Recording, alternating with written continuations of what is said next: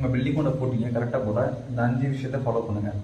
First விஷயம் proper marking and எக்ஸ்கிளேஷன். Footing கரெக்டாக mark பண்ணிவிட்டு எக்ஸ்கிளேஷன் பண்ணும்போது ஃபுட்டிங் சைஸை விட பக்கத்துக்கு ஒரு ரெடி ஆப்செட் வச்சு தோண்டிங்கன்னா தான் உங்களுக்கு அங்கே ஒர்க் பண்ணி செய்யலாம் ஷட்டரிங் ஒர்க்கெல்லாம் பார்க்கறதுக்கு ஸ்பேஸ் கிடைக்கும். ரெண்டாவது விஷயம் M sand filling and BCG.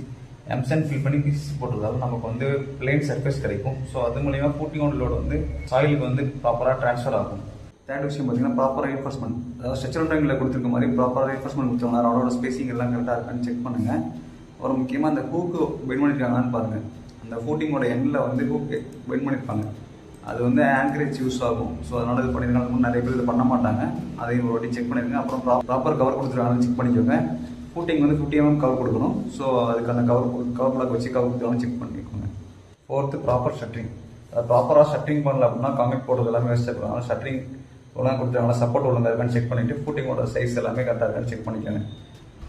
Fifth, concrete போடும்போது காங்கிரீட்டோட கிரேடு கரெக்டாக இருக்கான்னு செக் பண்ணிக்கோங்க. M20 or 25 செக் பண்ணிக்கோங்க.